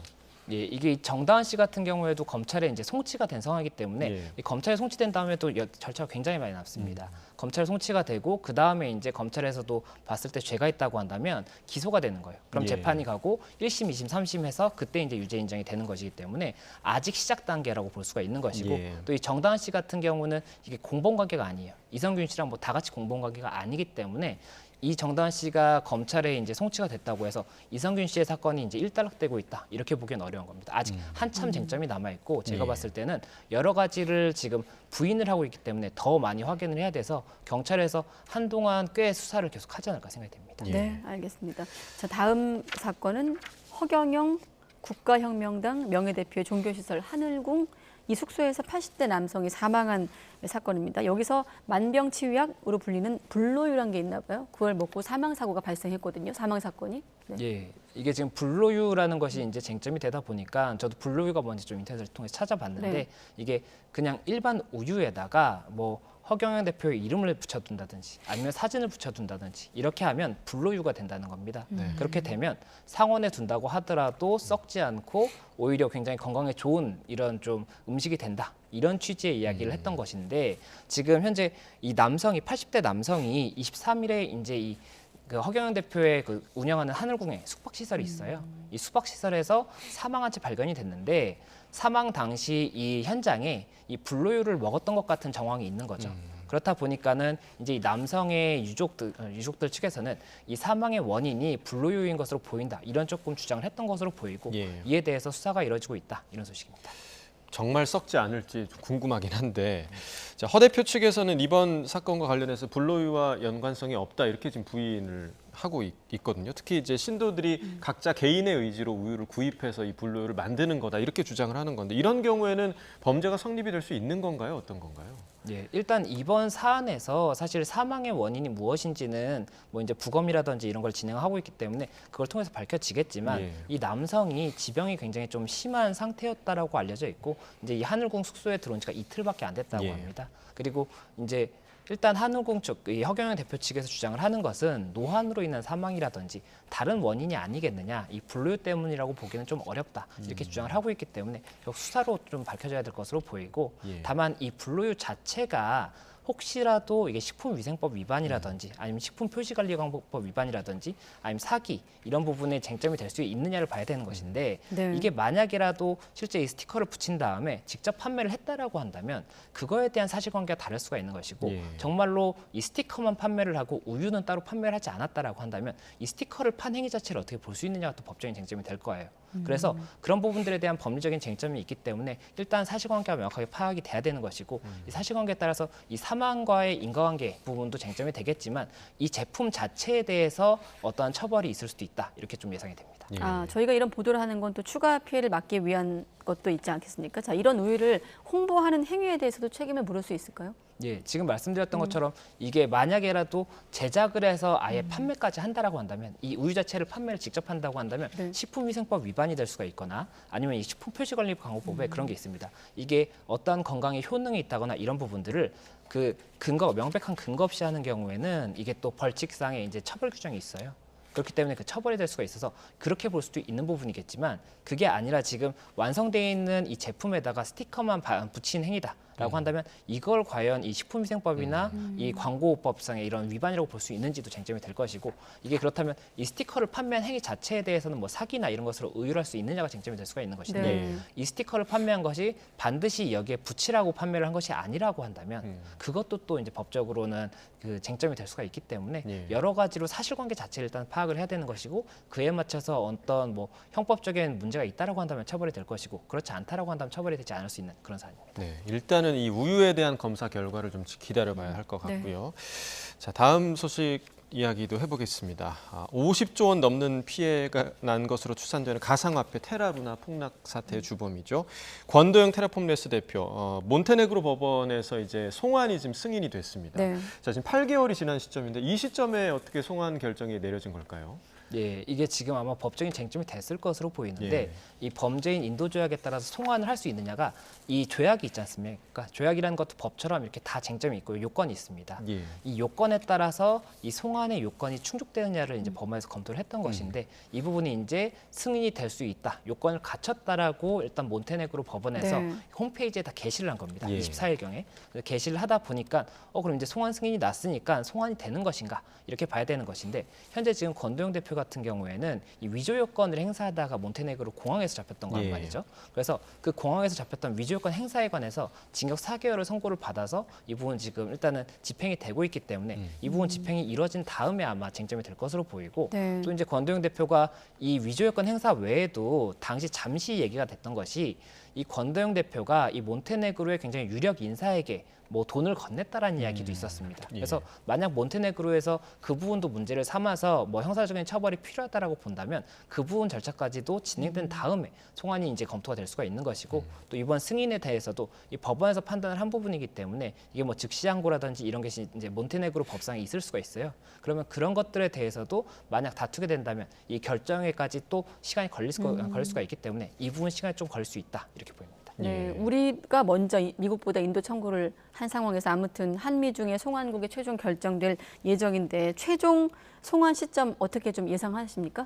예. 최종 송환 시점은 방금 말씀드렸던 것처럼 여러 가지 법적인 쟁점이 남아있기 때문에 그 부분 쟁점이 이제 뭐 송환 인도 청구 그 결정에 대해서도 다툰다면 그게 이제 결정이 좀 이루어질 수가 있는 것이고 네. 나머지 법에 대한 뭐 집행이 있다고 한다면 그 집행 이후에 송환이 되지 않을까 생각이 되는 것이고 그 기준에 대해서는 어느 나라로 송환될지에 대해서는 말씀 주신 것처럼 우리나라에서 더 먼저 이 인도 신청을 했었고 이제 국적도 우리나라이기 때문에 우리나라가 조금 유리한 것이 아니냐 이런 관측도 있을 수가 있겠지만 최근에 이제 이 해당 국가에서는 법무부 장관이 아무래도 이 결정권자로 보이는데 이 네. 법무부 장관이 미국과의 이런 그 범죄인 인도 요청에 관한 언급을 했었기 때문에 미국으로 송환되는 것이 아니냐 이런 좀 관측도 나오고 있습니다. 네, 아무튼 법무부는 국내 송환에 최선을 다하겠다고 했으니까 한번 결과를 지켜보겠습니다. 네, 김성수 변호사와 함께했습니다. 고맙습니다. 고맙습니다.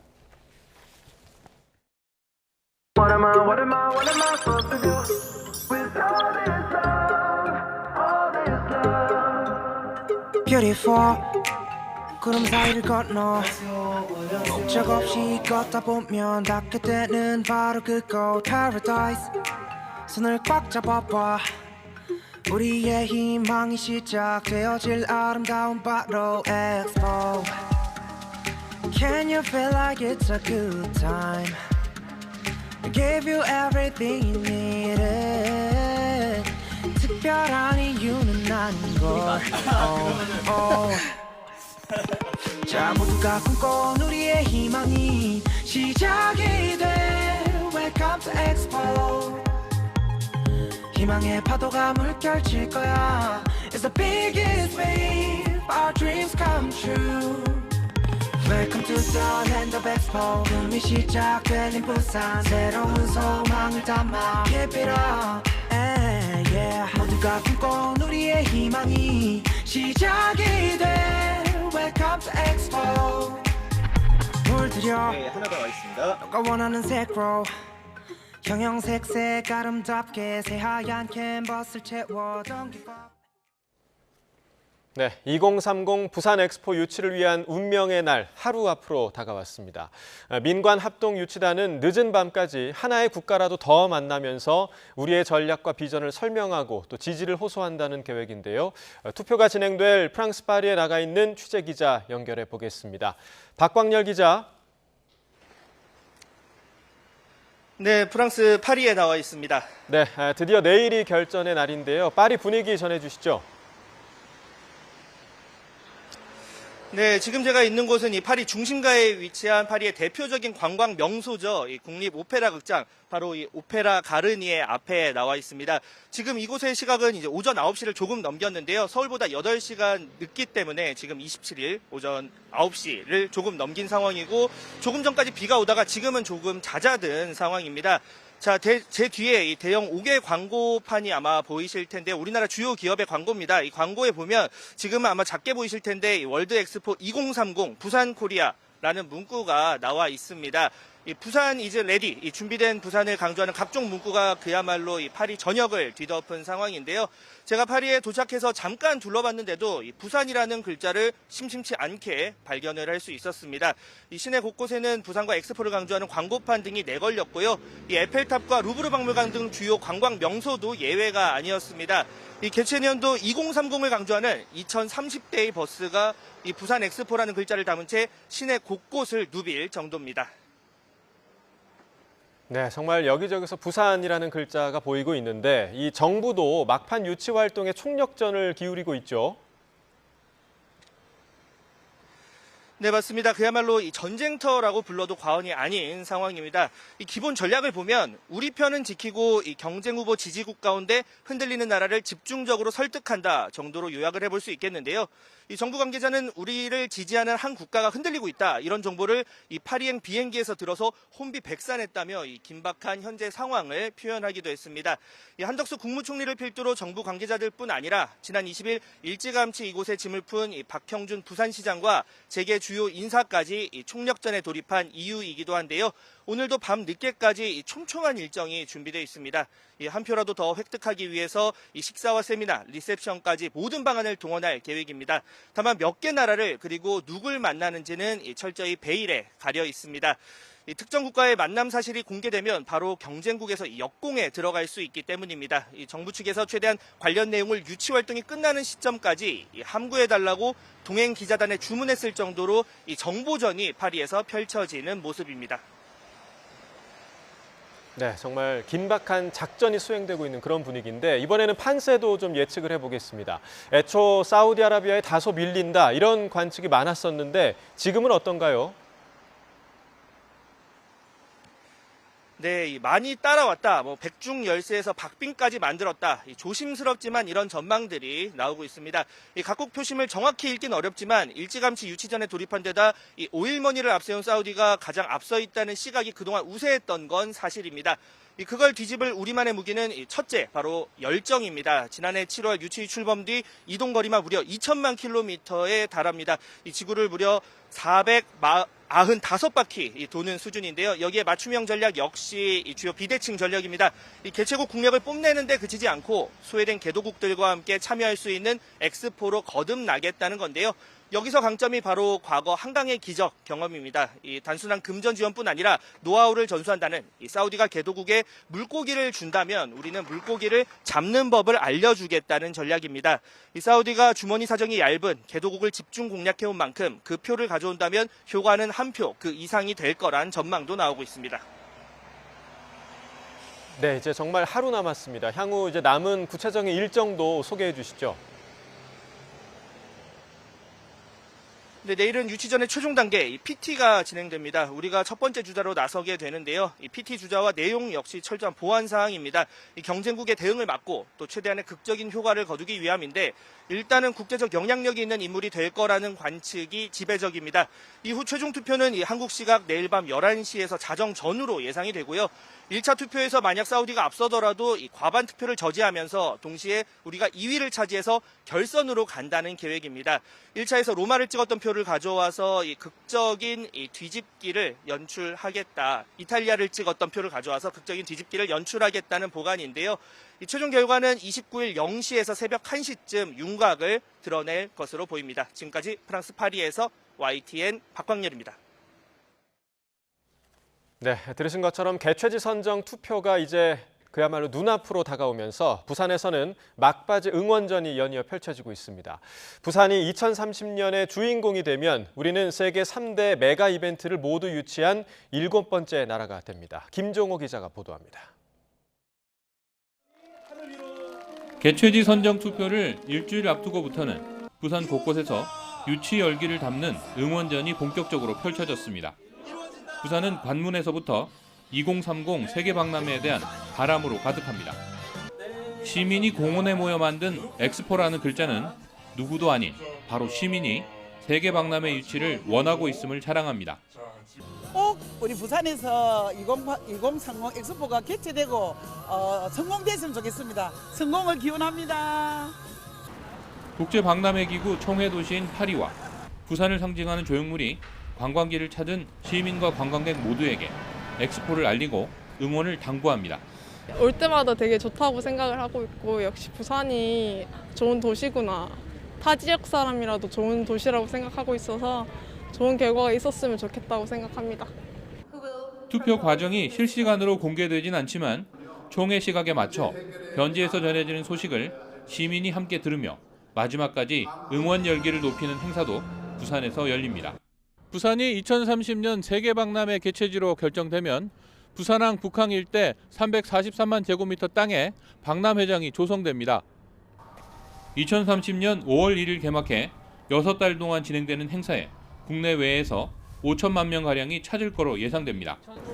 생산 유발 효과와 부가가치를 더해 기대되는 경제적 효과가 61조 원이고 고용 창출은 50만 명가량이라는 게 정부 분석입니다. 또 이미 올림픽과 월드컵을 개최한 우리는 세계 3대 메가 이벤트를 모두 유치한 7번째 나라가 되고 부산은 세계적인 도시로 한 단계 더 도약할 발판을 마련하게 됩니다. YTN 김종호입니다.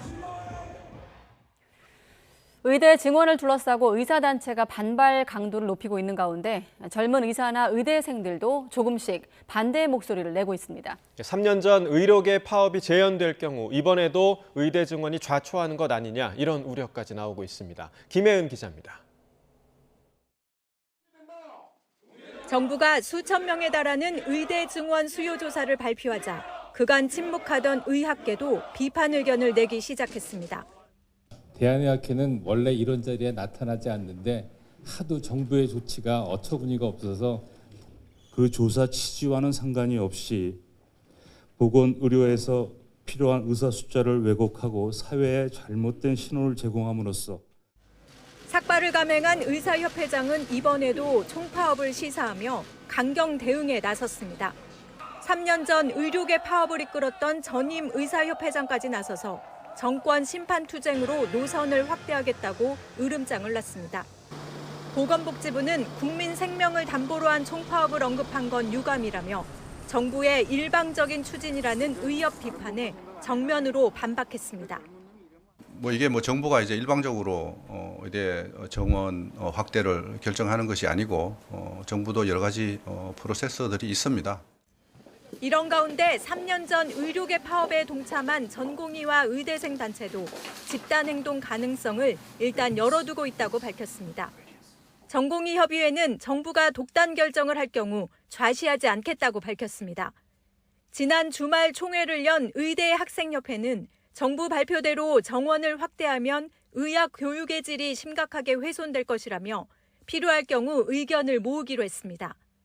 하지만 의대 증원이 거론될 때마다 파업으로 대응하는 의료계에 단호히 대처해야 한다는 목소리도 높습니다.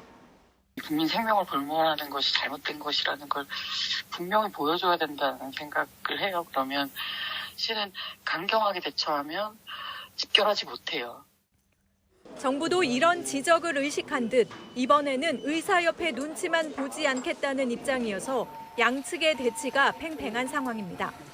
지난주 파행을 겪은 의료현안협의체는 일단 이번 주에도 열릴 예정이지만 대화의 돌파구가 마련되기는 당분간 쉽지 않아 보입니다. YTN 김혜은입니다. 네, 수술실에서 의사를 대신해 수술 지원과 검사 등을 맡고 있는 PA 간호사의 법적 근거를 마련하기 위해 정부가 내년에 시범 사업을 진행하기로 했습니다. 보건복지부는 PA 간호사 제도화에 앞서 상급 종합병원을 대상으로 시범 사업을 실시하겠다면서 구체적인 시기는 논의하고 있다고 밝혔습니다. 또 PA에 참여하는 직종에 간호사뿐 아니라 간호조무사와 의료기사, 응급구조사 등도 참여하는 방안을 검토하고 있다고 덧붙였습니다. 정부는 PA 간호사가 수행하는 업무에 법적인 근거가 없고 책임 소재가 명확하지 않다는 지적에 따라 관련 논의 협의체를 꾸린 상태입니다. 소프트웨어 업체 한글과 컴퓨터 김상철 회장의 비자금 조성 의혹을 수사 중인 경찰이 김 회장 아들에 대한 신병 확보에 나섰습니다. 경기 남부경찰청은 최근 김 회장 아들 김 씨에 대해 업무상 배임 등 혐의로 구속영장을 신청했습니다. 김 씨는 김 회장과 가상화폐 브로커를 통해 비자금을 조성한 혐의를 받습니다. 또한 경찰은 한컴 계열사가 투자한 가상화폐 발행업체 대표 A 씨에 대해서도 같은 혐의로 영장을 신청했습니다.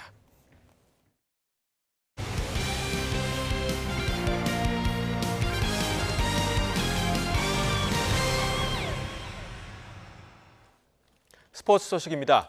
KBO 리그 정규 시즌에서 20승을 올린 NC의 투수 패디가 MVP에 선정됐습니다.